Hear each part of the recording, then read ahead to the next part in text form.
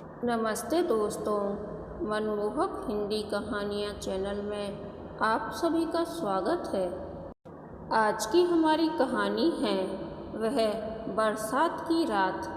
आपको हमारी कहानी पसंद आती है तो वीडियो को लाइक और चैनल को सब्सक्राइब जरूर कीजिएगा। आज का दिन ही कुछ अजीब था। सुबह से ही कुछ न कुछ हो रहा था। कॉलेज से आते समय रिक्शे की टक्कर बस बच गई, वरना हाथ पैर टूट जाते। फिर वह खतरनाक सा आदमी पीछे पड़ गया। बड़ी मुश्किल से रास्ता काटकर छिपते छिपाते घर पहुंच पाई। उसे घबराया हुआ देखकर मम्मी ने पूछा, क्या हुआ बबीता, बड़ी घबराई हुई हो?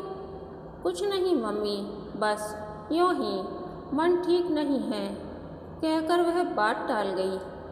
फिर अभी अभी फ़ोन आया कि मौसा जी के बेटे का एक्सीडेंट हो गया है, सो मम्मी पापा तुरंत चल दिए। उसका सिविल परीक्षा का पेपर था, इसलिए वह नहीं गई। उस पर शाम से ही मौसम अलग रंग में था। रुक रुक कर बारिश हो रही थी, बिजली चमक रही थी। थोड़ा अजीब सा महसूस हो रहा था, परंतु वह अपने को दिलासा दे रही थी। बस एक रात की ही तो बात है, वह रह लेगी। रात के 11 बजे थे, अभी उसे और पढ़ना था।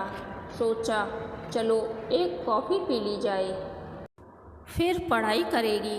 वह किचन की तरफ बढ़ी ही थी, तभी जोरदार ब्रेक लगने की आवाज़ आई और फिर एक चीख की। पहले तो बबीता थोड़ा घबराई, फिर उसने मेन गेट खोला तो सामने एक युवक घायल पड़ा था, खून से लथपथ और अचेत। बबीता ने इधर उधर देखा कि शायद कोई दिखाई दे, परंतु वहाँ कोई नहीं था जो उसकी हेल्प करता। अगर वह अंदर आ गई तो वह युवक मर भी सकता है। कुछ देर सोचने के बाद उसने उसे उठाने का निश्चय किया। तभी सामने के घर से रोहन निकला।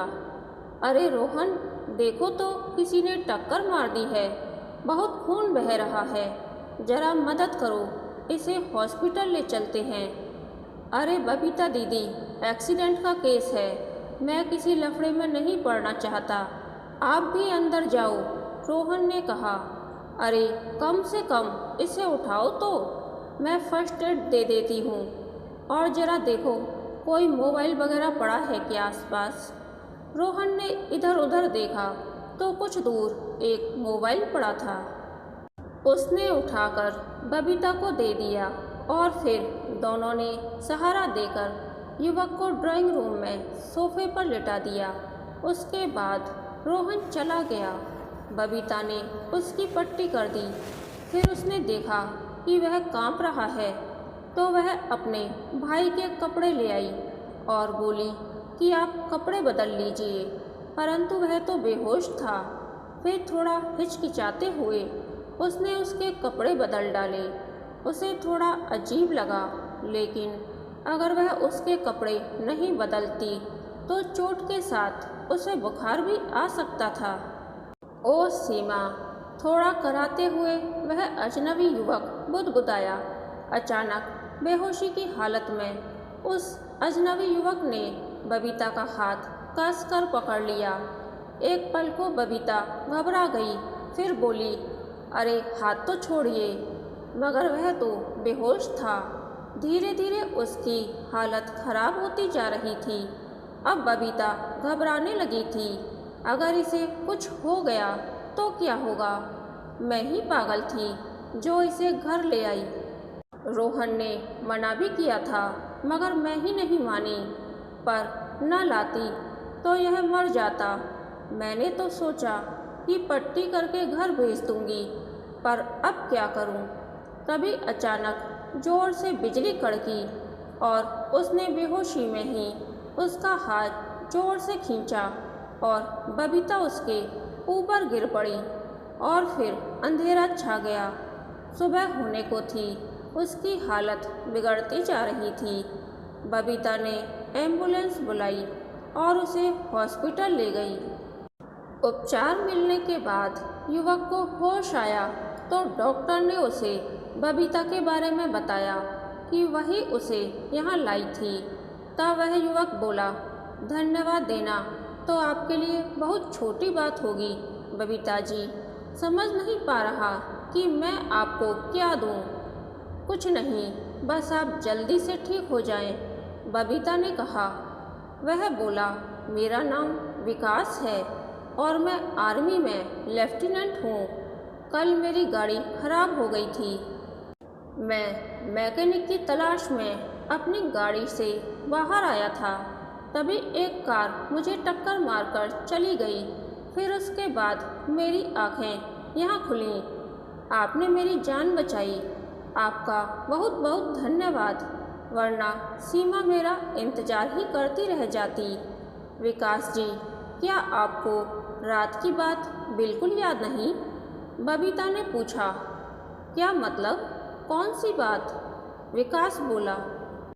नहीं, मेरा मतलब वह कौन था जिसने आपको टक्कर मारी थी? बबीता जानबूझकर असलियत छिपा गई। नहीं बबीता जी, मुझे कुछ याद नहीं आ रहा, दिमाग पर जोर डालते हुए विकास बोला। हाँ, अगर आपको तकलीफ़ न हो तो कृपया मेरी वाइफ को फ़ोन कर दीजिए, वह परेशान होगी। अब बबीता को अपने चारों ओर अंधेरा दिखाई देने लगा। उफ, यह इमोशनल होकर मैंने क्या कर डाला? और विकास, वह तो निर्दोष था और अनजान भी। जो कुछ भी हुआ वह एक झटके में हुआ और बेहोशी में। विकास की हालत देखकर वह उससे कुछ कह न पाई, पर अब जैसे तैसे उसने अपने आप को संभाल कर विकास के घर फ़ोन किया और उसकी पत्नी के आने पर उसे सब कुछ समझाकर अपने घर लौट आई। जब वह लौट कर आई तो देखा कि मम्मी पापा दरवाजे पर खड़े हैं। अरे बबीता, कहाँ चली गई थी सुबह सुबह? और यह तेरा चेहरा ऐसा लग रहा है जैसे पूरी रात सोई ना हो। पापा चिंतित स्वर में बोले, ठीक कह रहे हैं अंकल जी, आजकल मैडम ने समाज सेवा का ठेका ले रखा है। रोहन ने कहा। चलो, मैंने तो लिया, पर तुम तो लड़के होकर भी नज़रें छिपा गए। किसी को मरने से बचाना गलत है क्या पापा? उसके बाद रोहन और बबीता ने मिलकर पूरी बात बताई और ढूंढा तो वहीं पास में विकास की गाड़ी भी खड़ी मिल गई। बाद में बबीता ने विकास के घर वालों को फ़ोन करके बता दिया तो उसके घर वाले आकर ले गए। बेटा, यह तो ठीक किया, परंतु आगे से हमारी गैर मौजूदगी में फिर ऐसा नहीं करना। यह तो ठीक है कि वह एक अच्छा इंसान है, परंतु अगर कोई अपराधी होता तो क्या होता? बबीता के पापा बोले। अरे अब छोड़िए भीना, अंत भला तो सब भला। वैसे भी वह पूरी रात की जगी हुई है। बबीता की मम्मी बोली, चल बेटी, चाय पीकर थोड़ा आराम कर ले। बबीता अंदर चली गई, साथ में एक तूफान भी। वह उस रात अकेली थी मगर पूरी थी, और अब जब सब साथ हैं और वह घर में घुस रही है तो उसे यह क्यों लग रहा है कि वह अधूरी है, और यह कमी कभी पूरी होने वाली नहीं थी, क्योंकि जिसने उसे अधूरा किया था वह तो एक अनजान इंसान था, और इस बात से भी अनजान कि उससे क्या हो गया। धीरे धीरे 1 महीना बीत गया। बबीता की परीक्षा अच्छी हो गई और आज उसे लड़के वाले देखने आए थे। मम्मी पापा उन लोगों से बातें कर रहे थे, चाय नाश्ता चल रहा था। लड़का डॉक्टर था, परिवार भी सुलझा हुआ था। सौरभ बेटा, तुमने तो कुछ खाया ही नहीं, कुछ तो लो, बबीता के पापा बोले। बहुत खा लिया अंकल, सौरभ ने जवाब दिया। भाई साहब, अब तो बबीता को बुलवा लीजिए, सौरभ कब से इंतज़ार कर रहा है। थोड़ा मुस्कुराकर सौरभ की मम्मी बोली। नहीं मम्मी, ऐसी कोई बात नहीं है। सौरभ थोड़ा झेंपता सा बोला। अरे बबीता की माँ, अब तो सचमुच बहुत देर हो गई है। अब तो बबीता को ले आओ। मम्मी अंदर जाकर बोली। बबीता, अब कितनी देर और लगने वाली है? सब इंतज़ार कर रहे हैं। बस हो गया मम्मी, चलिए, बबीता बोली। और फिर वह और उसकी मम्मी ड्राइंग रूम की तरफ बढ़ने लगीं। अचानक बबीता को लगा कि सब कुछ गोल गोल घूम रहा है और वह बेहोश होकर गिर पड़ी। हर तरफ सन्नाटा छा गया कि क्या हुआ। उसके पापा और सब लोग उस तरफ बढ़े तो सौरभ बोला कि ठहरिए अंकल, मैं देखता हूँ। मगर उसने जैसे ही उसकी नब्ज देखी तो उसके चेहरे के भाव बदल गए। हर कोई जानना चाहता था कि क्या हुआ। सौरभ ने उसे उठाकर पलंग पर लिटाया और फिर उसके चेहरे पर पानी की छींटें मारी तो उसे थोड़ा होश आया। बबीता ने उठने की कोशिश की तो वह बोला, लेटी रहो। मुझे क्या हो गया अचानक पता नहीं, बबीता ने कहा। कुछ खास नहीं, बस थोड़ी देर आराम करो, कहकर सौरभ ने एक इंजेक्शन लगा दिया। अब सबको बेचैनी होने लगी, खास तौर पर बबीता के पापा को। वे बोले, सौरभ बेटा, बताओ ना क्या हुआ बबीता को? कुछ खास नहीं अंकल, थोड़ी कमजोरी है और नए रिश्ते को लेकर टेंशन तो हो ही जाती है। अब सब कुछ ठीक है। क्या मैं बबीता से अकेले में बात कर सकता हूँ? क्यों नहीं, बबीता के पिता बोले। बबीता कुछ असमंजस में थी, सोच रही थी कि क्या हुआ। तभी कमरे में सौरभ ने प्रवेश किया। उसे देखकर बबीता कुछ सकुचा कर बोली, पता नहीं क्या हुआ सौरभ जी, बस कमरे में आई और सब कुछ घूमने लगा और मैं बेहोश हो गई। क्या तुम्हें सचमुच कुछ नहीं मालूम बबीता? सौरभ उसे गहरी नज़रों से देखते हुए बोला। आप तो डॉक्टर हैं, आपको तो पता होगा कि मुझे क्या हुआ है। क्या तुम मुझ पर भरोसा कर सकती हो? सौरभ ने कहा। सौरभ जी, ना तो मैं आपको अच्छी तरह जानती हूँ और ना ही आप मुझे, फिर भी मैं आपके ऊपर पूरा भरोसा कर सकती हूँ। तो सुनो, तुम प्रेग्नेंट हो, सौरभ ने कहा। बबीता के सिर पर जैसे आसमान गिर गया हो। वह समझ नहीं पा रही थी कि उस दिन की एक छोटी सी घटना इतने बड़े रूप में उसके सामने आएगी।